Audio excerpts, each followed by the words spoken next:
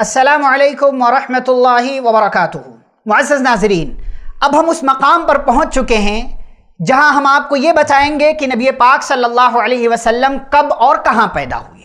تو دیکھیں، آپ صلی اللہ علیہ وسلم کی پیدائش کے سلسلے میں بہت سارے اختلافات ہیں، لیکن جو ایک راجح بات معلوم ہوتی ہے وہ یہ کہ آپ صلی اللہ علیہ وسلم 9 ربیع الاول سن 1 عام الفیل مطابق 20 یا 22 اپریل 571 عیسوی پیر یعنی منڈے کے دن صبح کے وقت مکہ کے اندر ہاشم کے گھر میں پیدا ہوئے۔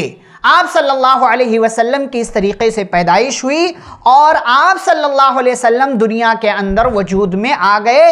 اللہ نے آپ کو دنیا کے اندر بھیج دیا۔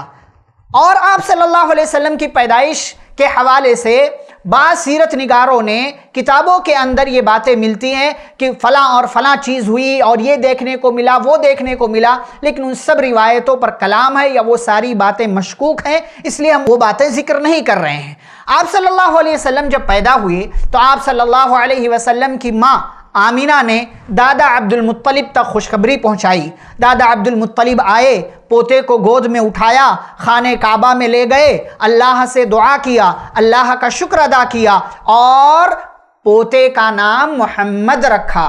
بعض سیرت نگاروں نے لکھا ہے کہ مکہ والوں نے پوچھا، عبد المطلب آپ نے اپنے پوتے کا نام کیا رکھا؟ کہا محمد رکھا۔ لوگوں نے سوال کیا کہ آپ نے اپنے خاندان والوں کے برخلاف جا کر کے پوتے کا نام ایسا کیوں رکھا ہے؟ کہا میں چاہتا ہوں، میری خواہش ہے کہ میرے پوتے کی ایک شان ہو، دنیا اس پوتے کی تعریف کرے، اور ہوا وہی، دنیا اس پوتے کی تعریف کرتی ہے، محمد صلی اللہ علیہ وسلم۔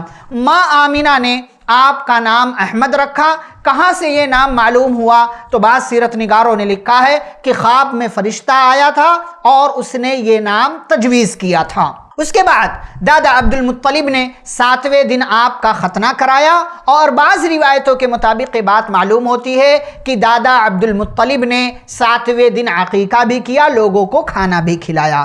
آپ صلی اللہ علیہ وسلم کو کن عورتوں نے دودھ پلایا؟ تو سب سے پہلے آپ صلی اللہ علیہ وسلم نے اپنی ماں آمینہ کا دودھ پیا، اور اس کے بعد ابو لہب کی لونڈی ثویبہ نے آپ کو دودھ پلایا۔ اس سے پہلے ثویبہ نے حضرت حمزہ رضی اللہ تعالی عنہ کو دودھ پلایا تھا، جو آپ صلی اللہ علیہ وسلم کے چچا ہیں اور اس اعتبار سے رضائی بھائی بھی بن جاتے ہیں۔ اور ایک صحابی ابو سلمہ رضی اللہ تعالی عنہ کو بھی ثویبہ نے دودھ پلایا تھا۔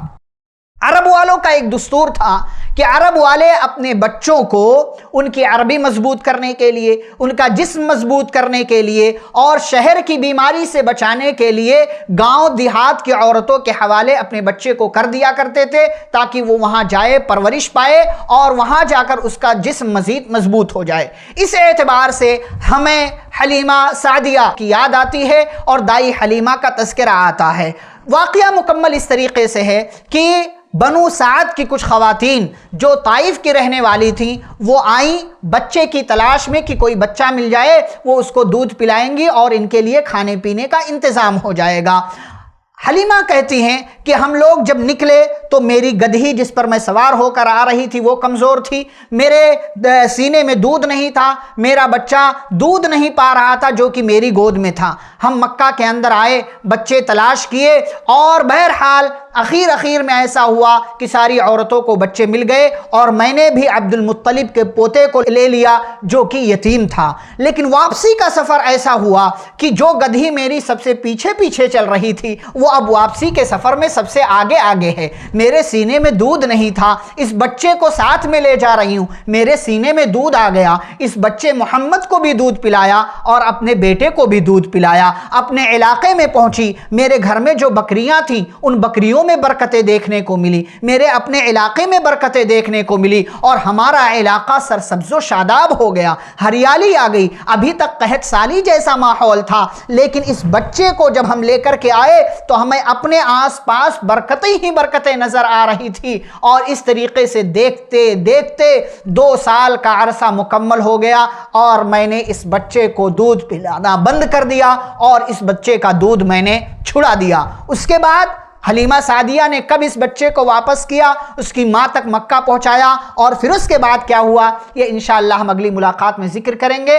والسلام علیکم ورحمۃ اللہ وبرکاتہ۔